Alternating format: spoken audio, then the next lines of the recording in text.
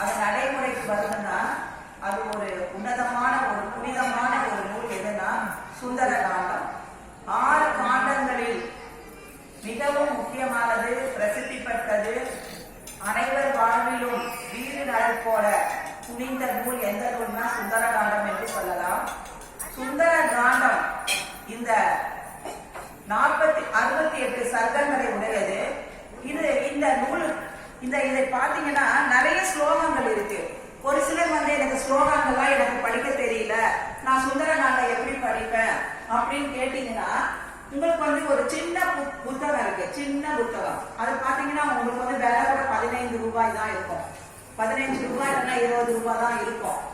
அந்த புத்தகத்தை நீங்க வாங்கினீங்கன்னா வாங்கிட்டு ஒரு ராமர் போட்டோ வச்சு டெய்லி ஒரு நாளைக்கு ஒரு சர்க்கம் அவர் ஆஞ்சநேயர் செய்த லீலைகள், அவர் ஆஞ்சநேயர் சீதையை ராவணன் கவர்ந்துட்டு போயிடான் சீதையை, அந்த சீதையை மீட்டு வர்றது எப்படின்னு ஒரு சர்க்கத்திலையும் எவ்வளவு அவர் கடந்து வர்றாரு, எவ்வளவு பொறுமையா அதை கடந்து ஹேண்டில் பண்றாருன்றதுதான் அந்த சுந்தர காண்டம். அந்த சுந்தர காண்டத்துல முதல் சர்க்கம் ஆரம்பிச்சு 68 சர்க்கத்து ஒரு நாளைக்கு ஒரு சர்க்கம் விதம்.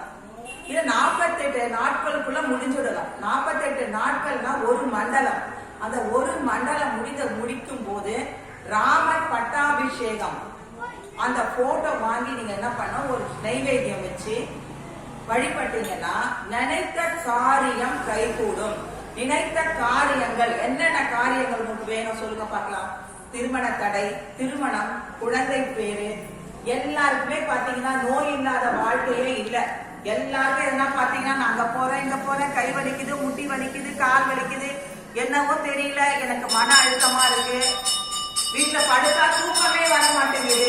நிறைய பேர் சொல்லுவாங்க வீட்டுல நான் படுத்துட்டே இருக்கேன் தூக்கம் வரல. என்ன பண்ணணும்? அந்த நேரத்துல எத்தனை மணியானாலும் டக்குன்னு எழுதிங்களா போங்க, போய் உட்காந்து ஒரு சர்க்கம் படிச்சுட்டு வந்து பாருங்க, போய் பெட்ல போய் படுங்க, டக்குன்னு அந்த நிமிஷமே தூக்கம் வரும். அதனால நான் என்ன சொல்ல வரேன்னா அந்த சுந்தர காண்டம் அந்த நமக்கு ஒரு மருந்து. இப்போ சுந்தர காண்டம் படிச்சுட்டே இருக்கும்போது ஒரு சிலர் என்ன பண்றாங்க, இந்த ராமரை கூட்டாவே ஆஞ்சநேயரும் ஓடி வந்துருவாரு. ராமநாமம், இந்த ராமநாமத்தை ஜபிச்சுட்டே இருக்கிறோம். அதுக்கு நீங்க கேட்டீங்க இந்த ராமநாமத்தை நான் எப்ப சொல்றது, எனக்கு டைமே இல்லையே, எனக்கு நான் ஆபீஸ் வேலை போறேன், நான் சமையல் பண்றேன், பசங்களை ஸ்கூலுக்கு அனுப்புறேன், இவ்வளவு வேலைகள் இருக்கு, எனக்கு ராமநாமம் சொல்ல நேரம் கிடையாது அப்படின்னு சொல்றவா என்ன பண்ணுவாங்க, நீங்க வீட்டுல என்ன பண்றீங்க, காய்கறி கட் பண்றீங்கல்ல, அப்ப என்ன பண்றீங்க, குழம்புக்கு காய்கறி கட் பண்றது ராம ராம ராம ராம சொல்லிட்டே பண்ணுங்க. துணி காய் போடுறீங்களா, துணி காய் போடும்போது ராம ராம ராம ராம சொல்லுங்க. குழம்பு போட்டு கரண்டி போட்டு கலக்குறீங்களா, ராம ராம ராமன்னு சொல்லு. அந்த சமையல் பண்ற நேரத்திலேயே சொல்லுங்க. அந்த சமையலும் உங்களுக்கு ஆரோக்கியமாவும் இருக்கும், அந்த சமையலும் ருசியா இருக்கும்.